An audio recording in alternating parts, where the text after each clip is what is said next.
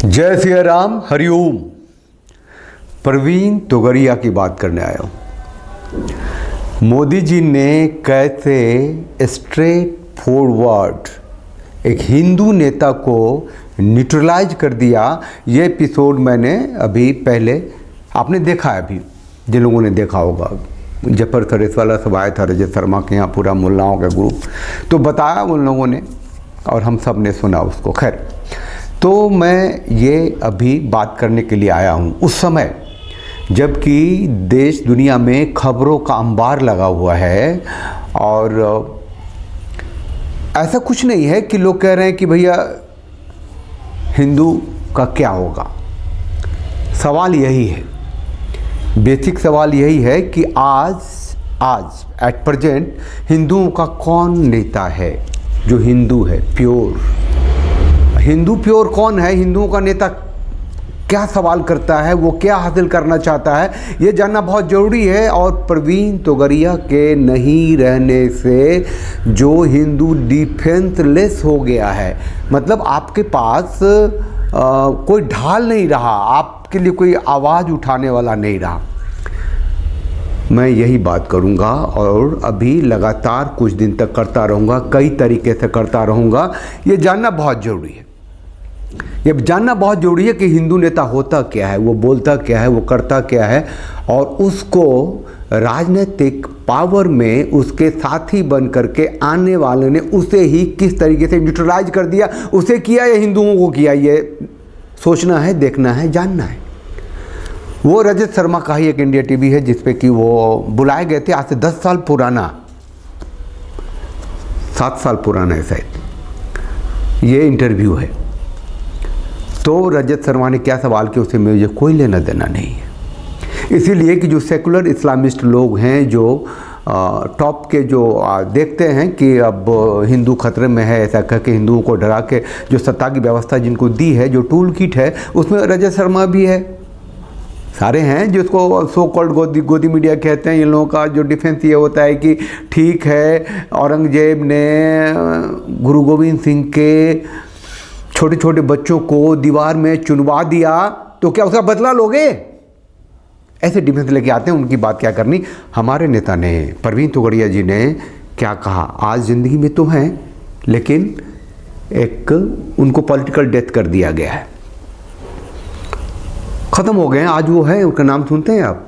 चलिए हम जिंदा करते हैं, इसलिए कि हमें प्रवीण तोगड़िया चाहिए। प्रवीण तोगड़िया एक सिंबल है जो चाहिए। चलिए सुनते हैं। इसलिए देश में राजनीति चले तो हिंदू हितों के लिए चले, और हिंदू विरोधी राजनीति चलाने वाले कोई भी है उनको हराना वह हिंदू नेता का काम है। मैं कर रहा हूं, खुलकर कर रहा हूं। क्लियर है, हिंदुओं की राजनीति चाहिए तो चाहिए। हम इतना कह रहे हैं कि हिंदू हितों के लिए भारत की राजनीति को प्रभावित करना वह हमारा कर्तव्य है। परिणाम निकलेगा तो भी प्रभावित करेंगे, नहीं निकलेगा तो भी प्रभावित करेंगे। हिंदुओं की राजनीति करेंगे, हिंदुओं की राजनीति करेंगे बिना ये सोचे कि इसका परिणाम क्या होगा। ये देश में 85 करोड़ हिंदू है, यहां हज के लिए सब्सिडी मिलती है, अमरनाथ के लिए टैक्स दिया जाता है, वह हिंदुस्तान में राजनीति हम बर्दाश्त नहीं करेंगे। 10 साल पहले का इंटरव्यू है। 85 करोड़ हिंदुओं की जनसंख्या हुआ करती थी, हज के लिए सब्सिडी था, अमरनाथ यात्रा के लिए टैक्स देना पड़ता था। रजत जी, लोकतंत्र में लोकतांत्रिक पद्धति से आंदोलन करने का हिंदुओं का अधिकार भी आप मान्य नहीं करते, इतने आप दुष्ट सेक्युलरिस्ट हो गए हो। रजत को सुना रहे हैं कि तुम इतने दुष्ट सेकुलर हो भाई। नफरत की आग तो भारत में तब प्रारंभ हुई जब मोहम्मद बिन कासिम ने भारत की धरती पर पांव रखा। मोहम्मद बिन कासिम से नफरत की आग लगी थी भारत में। नफरत की आग तब आगे बढ़ी जब हमारा सोमनाथ, हमारा काशी, हमारा मथुरा, हमारा अयोध्या, हमारे 30,000 मंदिर तोड़कर मस्जिद बनाई। बिल्कुल ऐसा ही है, सभी जानते हैं, लेकिन बोलता कौन है? नफरत की आग तब बढ़ी जब यह स्वतंत्र भारत में कश्मीर घाटी में रहने का अधिकार नहीं दिया। हिंदुस्तान में नफरत फैला रही है तो जिहाद की आंधी।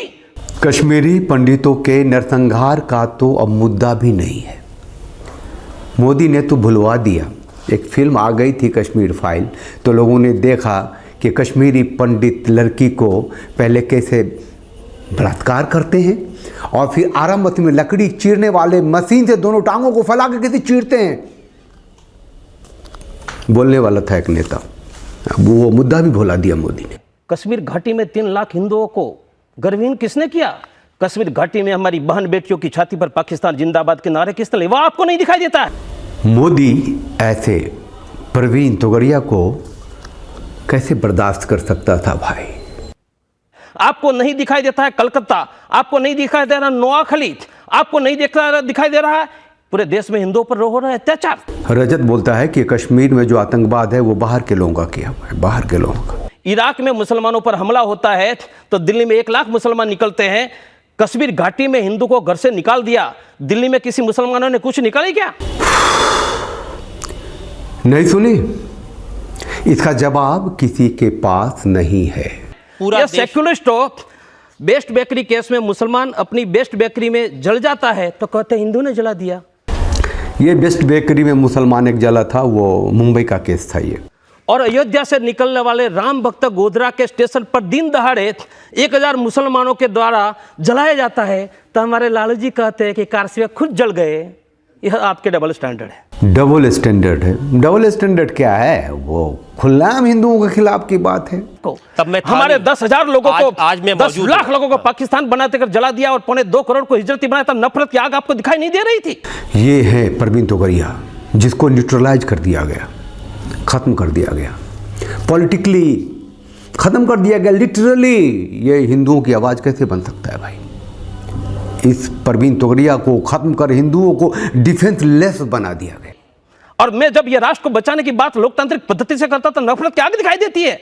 इस चीख में बहुत पीड़ा है। ये देश में 1 लाख बदर से जिहाद सिखा रहे हैं। इस चीख में सच्चाई है। हिंदू राष्ट्र की रक्षा के लिए और देश के 85 करोड़ हिंदुओं की रक्षा के लिए लोकतांत्रिक पद्धति से जो भी आवाज उठानी होगी वह हम उठाते रहेंगे। और उसके लिए फांसी के फंदे पर चढ़ना है तो हम चढ़ने के लिए पैदा हुए।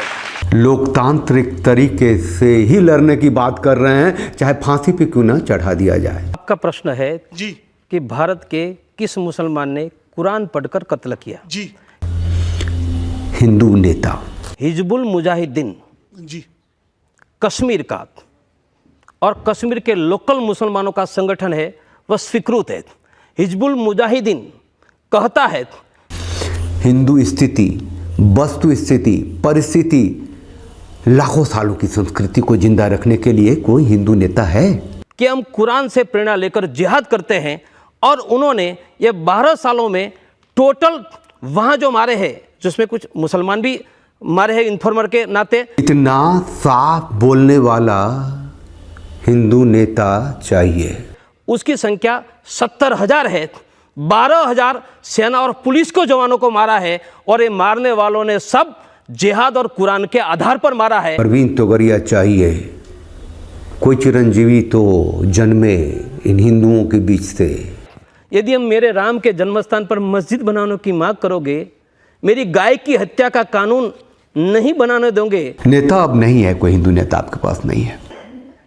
यह देश में मुस्लिम तुष्टिकरण की राजनीति खिलाफत के बाद चली, जिन्होंने पाकिस्तान बनाया। राम जन्मभूमि आंदोलन ने वह राजनीति समाप्त कर दी थी। मोदी जी को तो इसे खत्म करना ही था। और हमने मुसलमानों के वोटों के बिना भी सत्ता खड़ी हो सकती है, वह राजनीति खड़ी की थी। साबित किया था हिंदुओं ने अपनी ताकत से कि बिना मुसलमानों के वोट से भी राजनीति की सत्ता हासिल की जा सकती है। दुर्भाग्य से अटल जी और आडवाणी जी के नेतृत्व ने फिर से मुस्लिम तुष्टिकरण प्रारंभ करके खिलाफत के नए आयाम का प्रारंभ किया। यही हमारा दर्द का कारण है।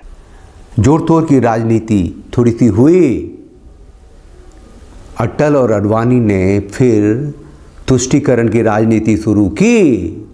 मुसलमानों की तुष्टिकरण, हिंदुओं को फिर घुटने पे पैरों के नोक के नीचे रखा। खिलाफत आंदोलन की शुरुआत हो गई एक तरह से फिर भारत में। ऐसा है कि प्रवीण तोगड़िया तो अब नहीं है, उम्र भी हो गई है। कैंसर सर्जन थे वो, हिंदुओं की बीमारी ठीक करने वाले थे। लेकिन आज भारत की सत्ता की व्यवस्था में ऐसा कौन सा नेता है राज्य स्तर पे भी है, तो थोड़ा आपका ध्यान जा रहा होगा। क्या उसे भी न्यूट्रलाइज कर दिया जाएगा प्रवीण तोगड़िया की तरह? अगला एपिसोड बना रहा हूँ, अगला वीडियो बना रहा हूँ। और प्रवीण तोगड़िया ने इस भारत की भूमि पर जो कभी नहीं हुआ, कांग्रेस ने जब गिरफ्तार कर लिया था शंकराचार्य को, कांची मठ के शंकराचार्य को, श्री जैनेंद्र, भगवान जैनेंद्र सरस्वती को, दिवाली की शाम उसके विरोध में उतरे थे। और कोई उतरा था तो संत शिरोमणि आसाराम बापू उतरे थे, वो भी लेकर के आऊँगा। ये भारत की वर्तमान की जो समाचार एजेंसियां हैं, जो न्यूज़ हैं, वो सब आपको हिंदुत्व से न सिर्फ दूर करता है, नपुंसक बनाने पे तुला हुआ है। जितने भी टीवी एंकर्स हैं और डिस्कशंस हो रहे हैं, मैं कोशिश कर रहा हूँ, आप प्लीज़ बने रहिए, साथ रहिए, साथ दीजिए, चैनल को लाइक शेयर सब्सक्राइब कीजिए, बेल आइकन को प्रेस कर दीजिए, आपको नोटिफिकेशन मिलता रहेगा। ज्वाइन बटन को क्लिक करके अगर आप मेंबर बनते हैं, सामाजिक परिवार का हिस्सा बनते हैं, तो आप मजबूती देते हैं। चैनल आपके मोटिवेशन से, आपके कंट्रीब्यूशन से चलता है। साथ रहिए। जय सिया राम, हरिओम।